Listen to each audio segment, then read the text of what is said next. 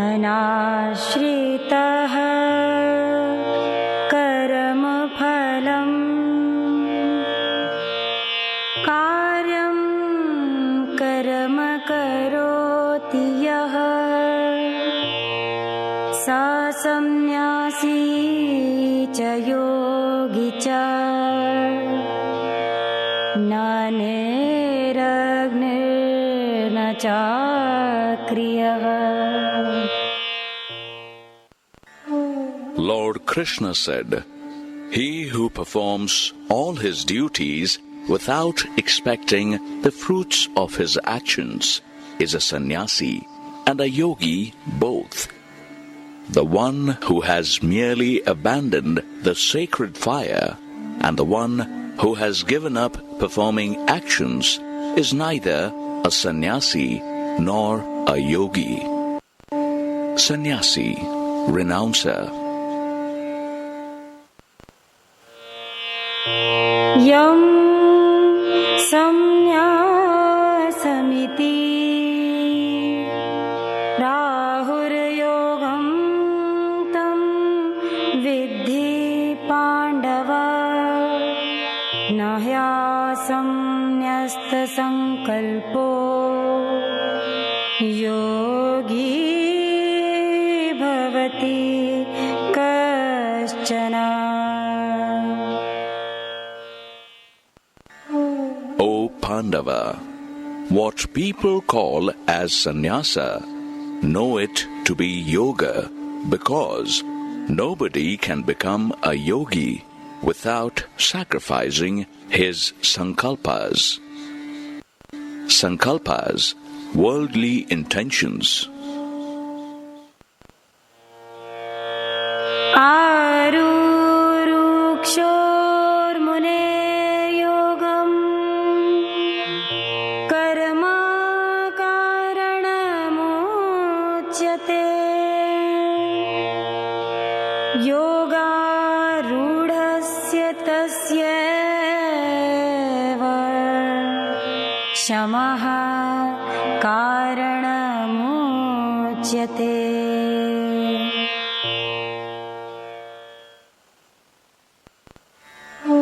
For the sage who wishes to ascend in yoga, selfless action is said to be the means for him.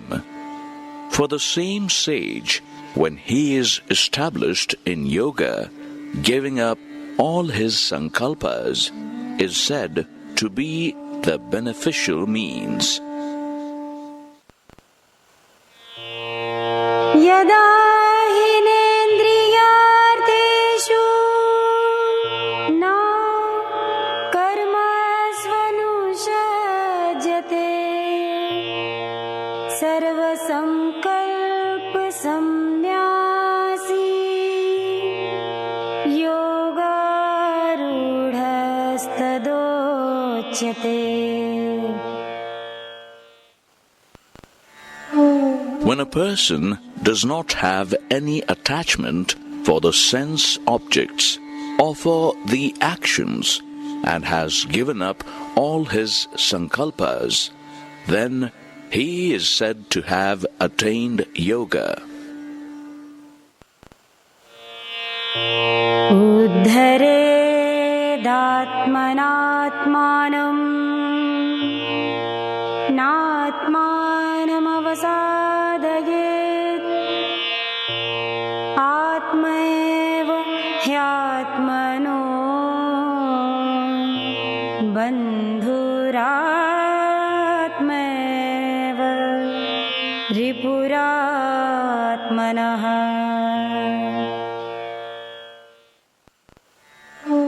One should uplift the self by the efforts of his own mind, and not by allowing the self to degrade itself. For the self alone is one's own friend as well as its enemy.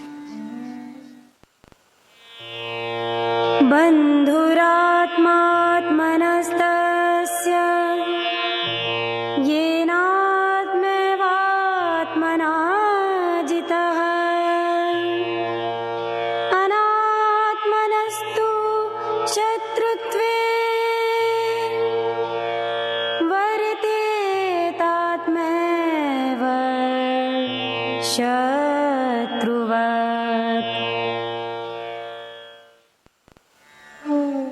one who has won over the mind, to him the mind is a friend.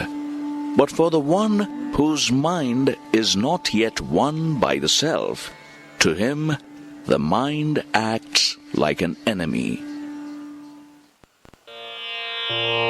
Jitātmanah prashantasya paramatma samahitah shitoshna sukha dukkheshu tatha manayoha.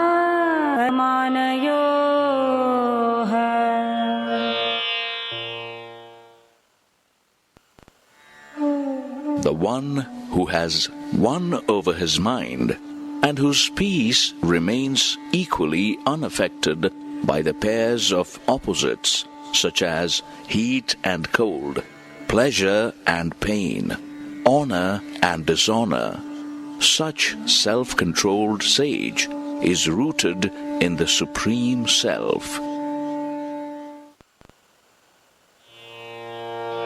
Jñāna vijñāna traptātmā kūtastho vijitendriyah yukta ityuchyate yogi samaloshtāshmakāścanah. The one who is content with the knowledge of the self and the practical wisdom of life, whose senses are completely under control, and to whom a lump of earth, a stone, and gold are the same, he is said to be a yogi. Suran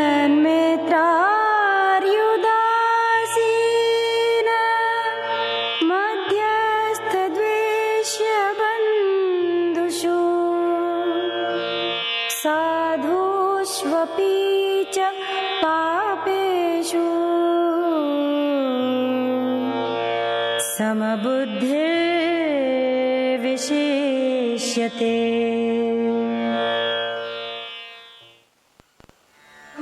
The one who looks with an equal eye upon the well-wishers and the neutrals, the friends and the enemies, the middlemen, the relatives and the hypocrites, the good as well as the wrongdoers, he stands supreme.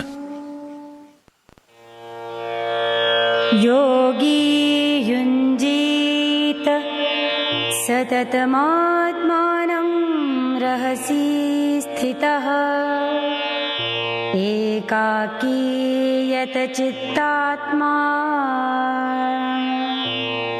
nirashir parigraha.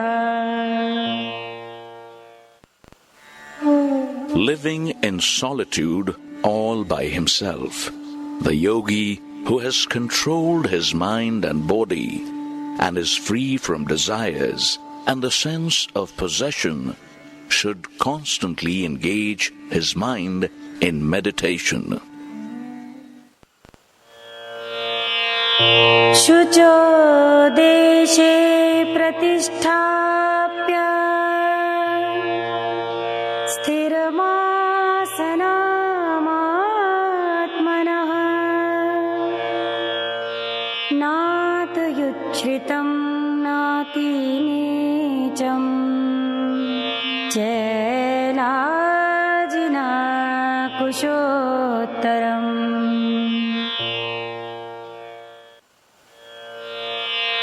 Tatra ekagram manah kritva yata chittendriya kriyah upavishyasane yunjadyogamatma vishuddhaye.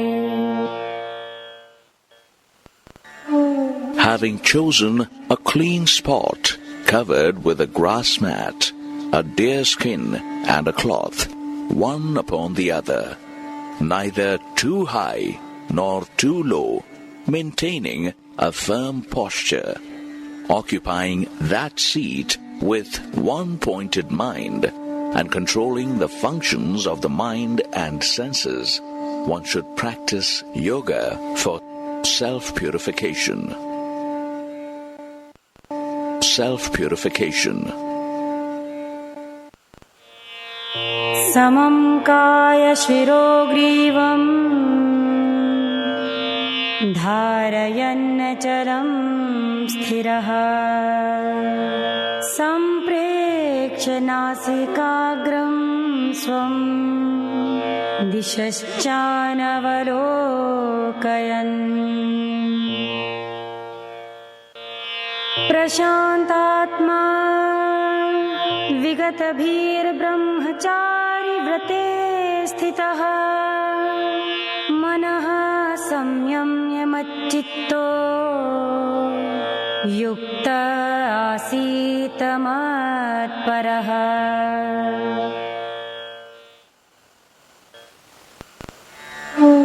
Holding the body, head and neck erect, remaining firm and fixing the gaze on the tip of the nose, without looking in other directions, being calm-minded, fearless, firm in the vow of celibacy, the yogi should sit devoted to me, with his mind fixed on me.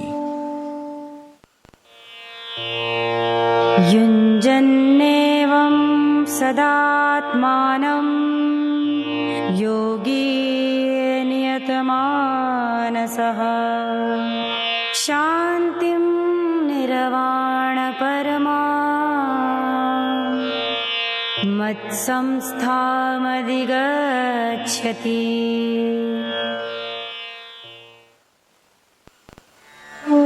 Thus, always keeping the mind balanced, that yogi with disciplined mind attains eternal peace which resides in me. Natyashnatastu yogosti nachaikantamanashnatah nachati swapnashilasya jagrato naiva charjuna. O Arjuna, this yoga is not possible for the one who overeats or who observes complete fast. It is neither for the one who sleeps too much or who is always awake. Yuktahara viharasya yuktacheshtasya karmasu yukta swapnavabodhasya yogo bhavati dukkha. Yoga becomes the destroyer of pain for him who is moderate in eating and recreation, performs actions appropriately, and is regulated in sleep and wakefulness.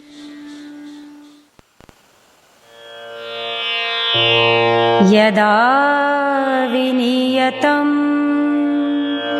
chittamatmanyeva vatisthate nihsprihah sarvakamebhyo yukta ityuchyate tada. When his disciplined mind gets fixed in nothing but the self, then being free from all desires, he is said to be established in yoga. Yatha dipo nivata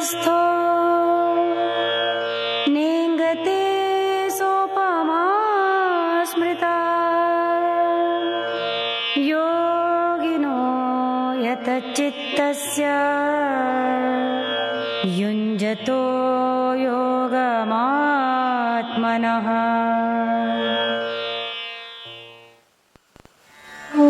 Just like a flame does not flicker in a windless place, similarly, the state of mind of the yogi who is practicing yoga becomes steady while meditating on God.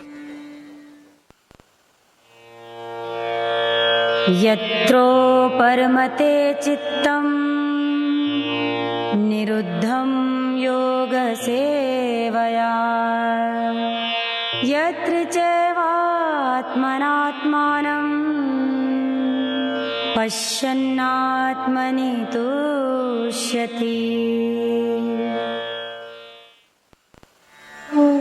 When the mind is controlled through the practice of yoga, it becomes completely peaceful, and when the self is realized by meditating upon the self, the soul rejoices in the self alone.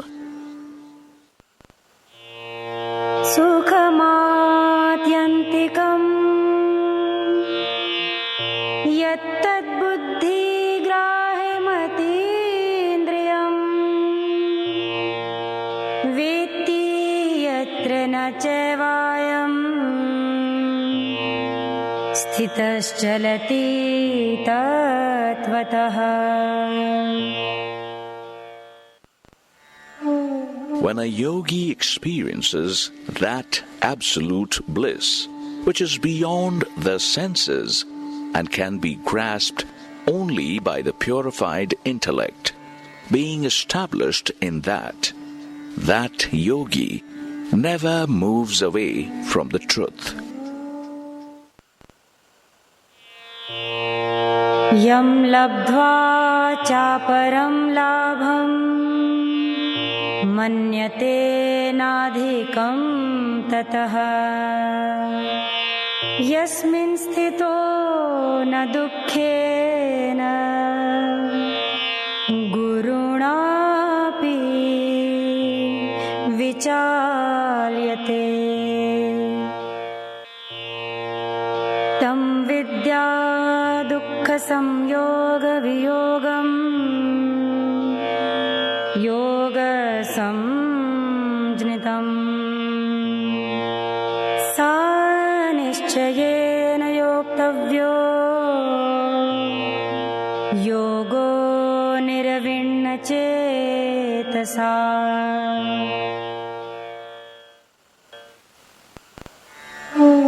Having attained which, there remains no greater gain, and established in which he is not shaken even by the heaviest of sorrows. That state should be known as yoga, which causes an end to the misery. This yoga should be practiced with determination and a non-depressed mind. Samkalpa prabhavan kaman tyaktva sarvana sheshataha manasevendriya gramam viniyamya samantataha shanairu paramed buddhya dhrati grahitaya atma samstham manah kritva na kinchidapi chintayet.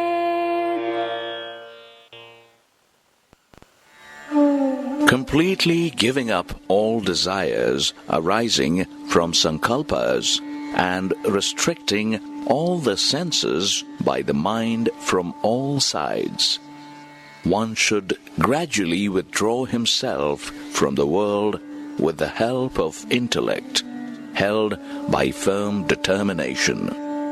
Then, fixing the mind on the self, he should not think of anything else. यतो यतो निश्चलति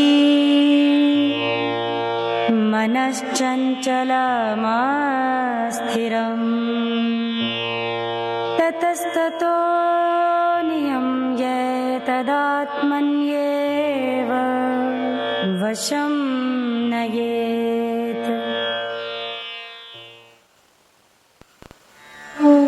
Drawing back the restless and unsteady mind from all those objects after which it runs, one should repeatedly fix it on the self alone.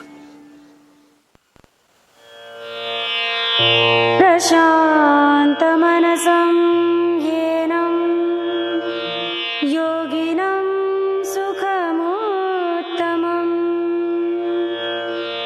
उपैति शान्तरजसं ब्रह्मभूतं कल्मषम्.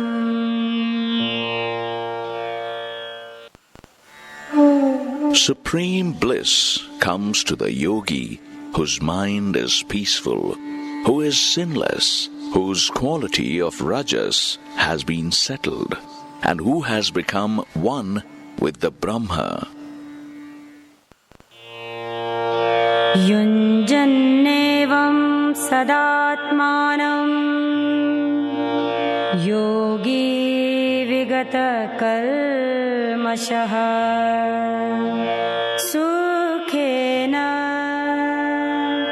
ब्रह्मसंस्पर्शमन्त्यन्तं सुखमाश्नुते.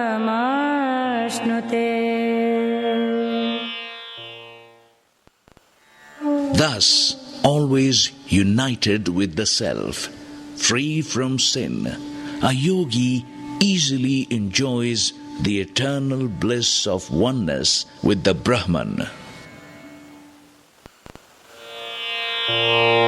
सर्वभूतस्थमात्मानं सर्वभूतानि चात्मनि ईक्षते योगयुक्तात्मा सर्वत्र समदर्शनः.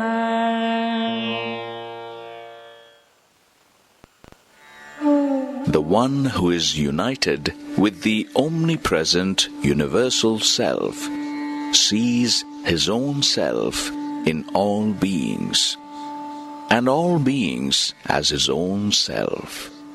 He looks on everything with an impartial eye.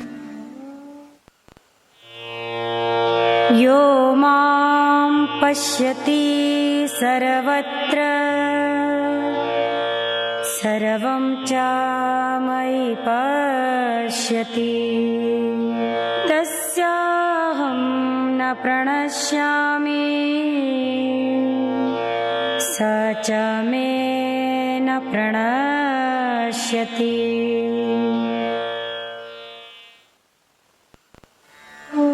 The one who sees me present in all beings and all beings existing within me, he never goes out of my sight, nor do I ever go out of his sight.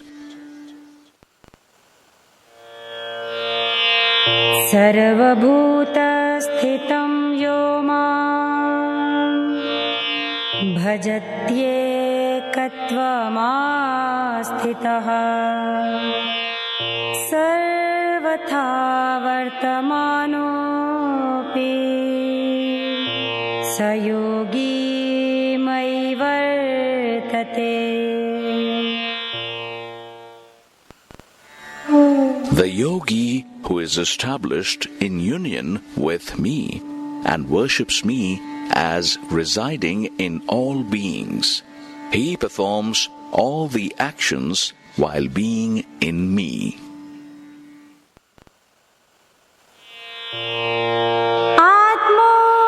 आत्मोपम्येन सर्वत्र समं पश्यति योऽर्जुन सुखं वा यदि वा दुःखं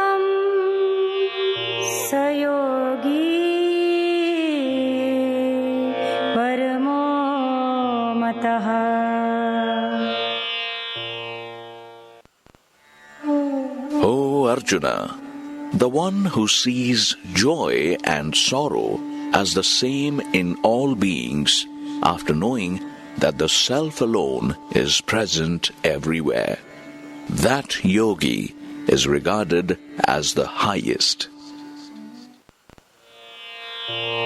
Yoyam yogastvaya proktaha samyena madhusudana etasyaham na pashyami chanchalatvat sthitim sthiram. Arjuna said, O Madhusudana, due to the restlessness of my mind, I am unable to see the way to achieve stability in this yoga of equanimity, which you have just spoken of. Chanchalam hi manah Krishna Pramathi balavadridham tasyaham nigraham manye vayoriva sudushkaram.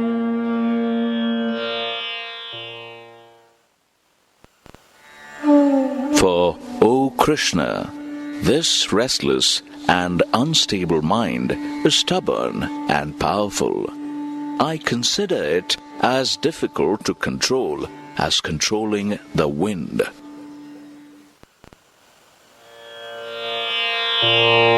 Asanshayam mahabaho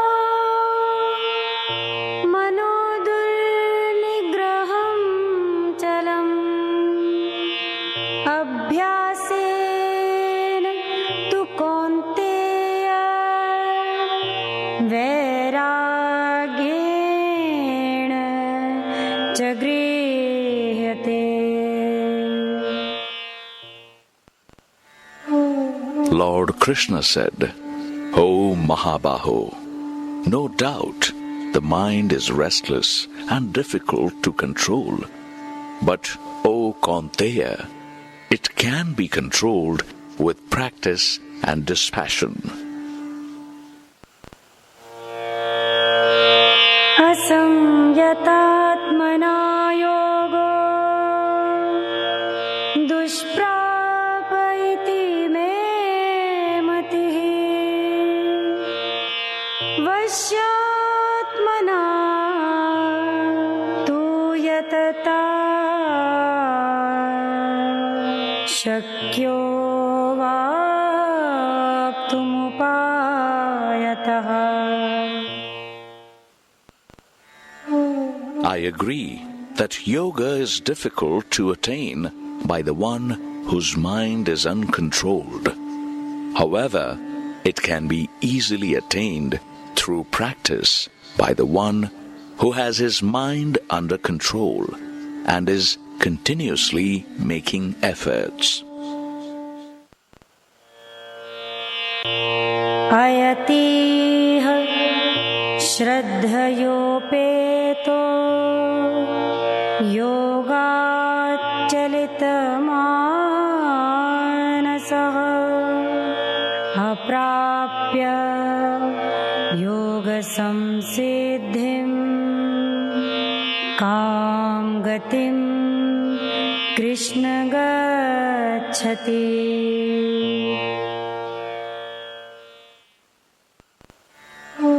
Arjuna said, O Krishna, what happens to the person who has faith but has not been able to control his mind, and who is therefore diverted from yoga and thus fails to attain the perfection in yoga?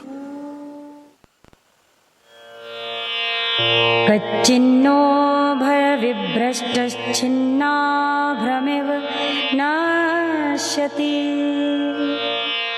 apratishto mahabaho vimudho brahmana पथि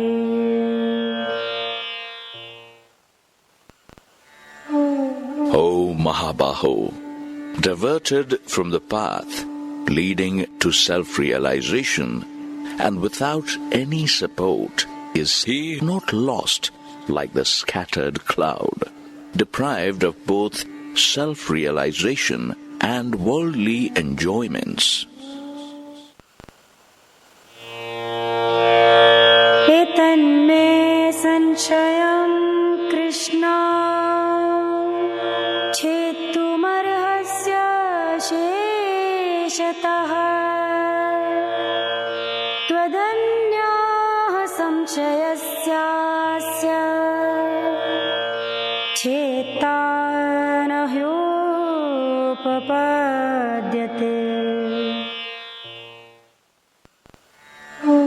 O Krishna, please remove this doubt of mine completely, for none other than you can eliminate this doubt.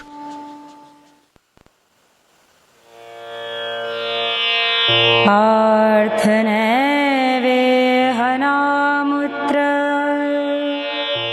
विनाशस्तस्य वेद्यते नाहि कल्याणकृत् कश्चित् दुर्गतिं तात गच्छति.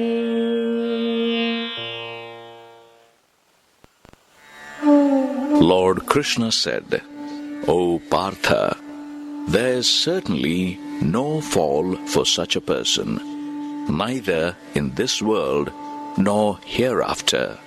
For no one who walks the path of good ever meets an evil destiny. प्राप्य पुण्यकृतां लोकानुषित्वा शाश्वतीः समः शुचीनां श्रीमतां गेहे योगभ्रष्टोऽभिजायते.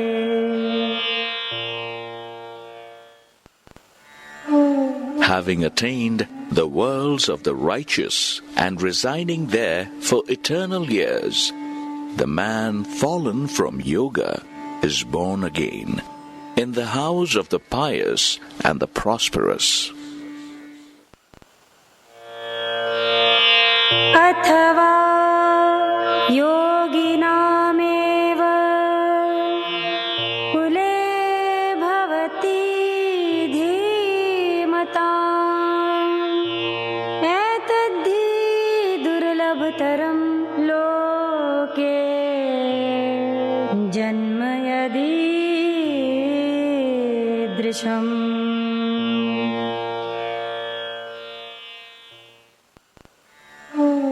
Or, if he is dispassionate, then not attaining to these, he is born in the family of enlightened yogis. But such a birth in this world is very difficult to obtain. तत्र तं बुद्धिसंयोगं लभते पौर्वदेहिकम् यतते च ततो भूयः संसिद्धो कुरु नन्दन.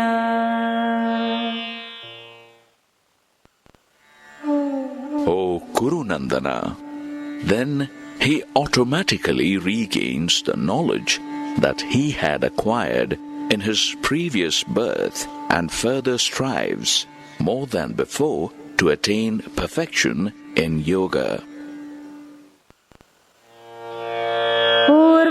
पूर्वाभ्यासेन तेनैव ह्रियते ह्यावशोऽपि सः जिज्ञासुरपि योगस्य शब्दब्रह्माति वर्तते. The other one, who takes birth in a rich family, though under the sway of his senses, gets drawn towards me by the power of practice acquired by him in his previous birth.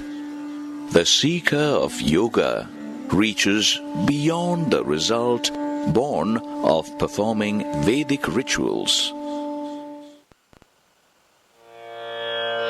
प्रयत्नाद्यतमानस्तु योगी समशुद्ध किल्बिषः अनेक जन्म संसिद्धस्ततो याति परां गतिम्.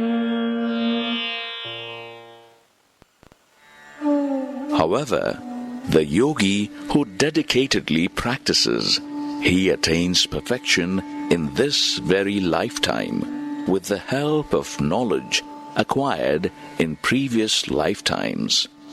Thus, being free from sin, he reaches the supreme state.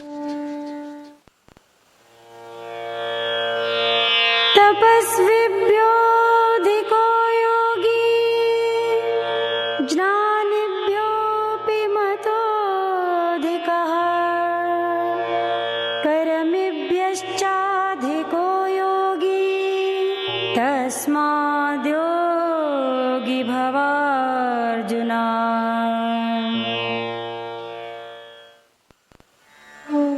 A yogi is superior to those who do penance, to the scholars well versed with the scriptures, and also to those who perform action with some interested motive.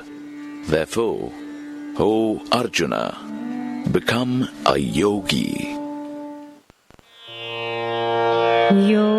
योगिनामपि सर्वेषां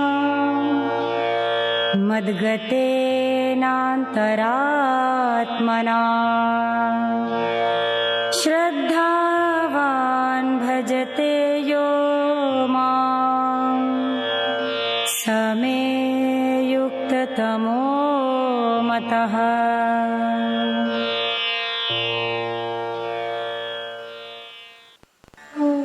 Of all yogis, the devoted one who worships me with full faith, with his mind fixed on me, he is the best of all according to me.